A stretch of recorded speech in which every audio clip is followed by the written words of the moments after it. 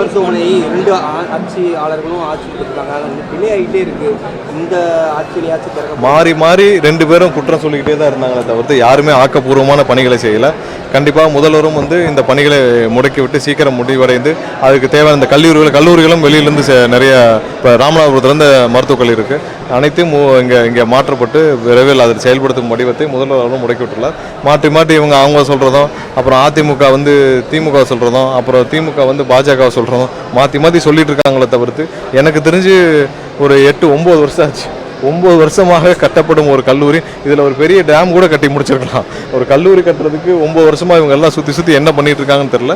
So விரைவில் அதுக்கான முடிக்கும் பணிகளை முதல்வரும் ஃபாலோ பண்ணிட்டு தான் இருக்காங்க. சீக்கிரம் முடிவடைந்து அந்த எய்ம்ஸ் கல்லூரி எய்ம்ஸ் ஹாஸ்பிட்டல் தொடங்கணும் தான் எங்களோட இருக்குது.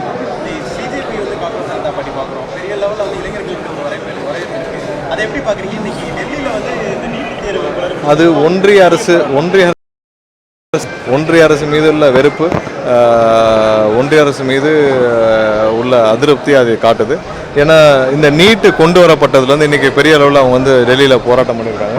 நீட்டு கொண்டு வரப்பட்டது அதற்கான பர்பஸை சால்வ் பண்ணல. இப்போ நீட்டில் ஒன்று என்ன சொன்னாங்க, நீங்கள் வந்து மெரிட் பேசிஸ்னால் இன்றைக்கி வந்து ப்ரைவேட் இருக்கிற மெடிக்கல் காலேஜஸ் எல்லாத்துலேயும் மெரிட் பேசிஸ்லாம் போகிறாங்களா, இல்லை அதுக்கான தகுதியான மாணவர்கள் மட்டும் போகிறாங்களா. அடுத்தது என்னென்னா, ஒவ்வொரு வருஷமும் தவறாக பயங்கரமான குளறுபடி நடக்குது. இவ்வளோ ஒரு சாதாரண ஒரு எக்ஸாமுக்கு அந்த எக்ஸாமே ஒரு தேர்வை கூட சரியாக நடத்த முடியலன்னா அப்போ குளறுபடியில் எத்தனை ஆயிரம் பேர் வந்து தவறான மாணவர்கள் உள்ளே போயிருப்பாங்க. ஒரு 20 லட்சம் 21 லட்சம் மாணவர்கள் எழுதுறாங்க, கஷ்டப்பட்டு படிக்கிறாங்க. ஒரு சில பேர் 2ஆவது வருஷம் 3ஆவது வருஷம் ரிப்பீட் பண்ணுறாங்க. எனக்கு தெரிஞ்சு 3ஆவது வருஷம் 4ஆம் ஆண்டுகள் ரிப்பீட் பண்ணுறவங்க கடும் மன உளைச்சலில் குழந்தைகள்லாம் ரொம்ப கஷ்டப்பட்டு இருக்காங்க. இது வந்து என்னென்னா 2 புக்கு படிக்க வேண்டியிருக்கு பேரலா. இப்போ ஒரு வருஷம் அவங்களுடைய 12th சிலபஸையும் படிக்க வேண்டியிருக்கு. நீட்டுக்கு வர கரிக்குலம் அப்படியே வேறுபட்ட சிலபஸாக இருக்குது. அவங்களுடைய ஸ்டேட் கரிக்குலம்லையும் இல்லை, சென்ட்ரல் கரிக்குலம் மாறி போட்டு இருக்குது. ரொம்ப கடுமையான கேள்விகளாக இருக்குது. அதனால் நிறைய பேர் வந்து ரிப்பீட் பண்ணுறாங்க. 2ஆவது வருஷம் 3ஆவது வருஷம் 4ஆவது வருஷம் ரிப்பீட் பண்ணுற குழந்தைகள் இருக்குது. இதில் ஒன்று தான் அச்சீவ் பண்ணியிருக்காங்க. ப்ரைவேட் ஸ்டடி சென்டர்ஸ் மூலயமாக கோடிக்கணக்கான அளவில் தனியார்கள் சம்பாதிக்கிறதுக்கு ஒன்றிய அரசு வழிவகை செய்து கொடுத்துருக்க தவிர்த்து எந்த அளவிலும் மாணவர்களுக்கும் யாருக்கும் உதவியாக இல்லை. இது எல்லாத்துலேயும் எந்த அளவில் மாணவர்கள் கடும் மன உளைச்சல் இருக்காங்க, அது பார்த்தாவே தெரியுது. ஒவ்வொரு இடத்துலையும் NEET coaching centres, NEET integrated centres, ஒவ்வொரு ஸ்கூல்ஸ்லையும் இன்டெகிரேட்டட் கோச்சிங் சென்டர்னு வச்சு லட்சக்கணக்கில் வசூல் பண்ணுறதுக்கு தான் உதவி செஞ்சுருக்க தவிர்த்து அதோடைய பர்பஸை சால்வ் பண்ணல.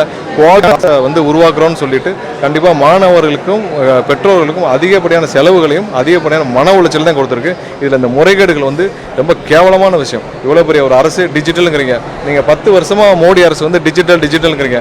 10 வருஷமாக டிஜிட்டல்னு சொல்லிட்டு ஒரு காதில் கம்மலை கூட கழட்டிட்டு போங்க, ஒரு குழந்தைகள் வந்து கவரில் போட்டிருக்க வலையில் கூட கழட்டிட்டு போங்கன்னு சொல்லிட்டு உள்ளே போய் இவ்வளோ பெரிய முறைகேடை பண்ணிங்கன்னா இதுக்கு மேலே வெக்கக்கேடு எதுவும் இல்லை. ஒன்றிய அரசு கண்டிப்பாக நீட் வரதில் கம்ப்ளீட்டாக ஃபெயிலியர் ஆயிடுச்சு.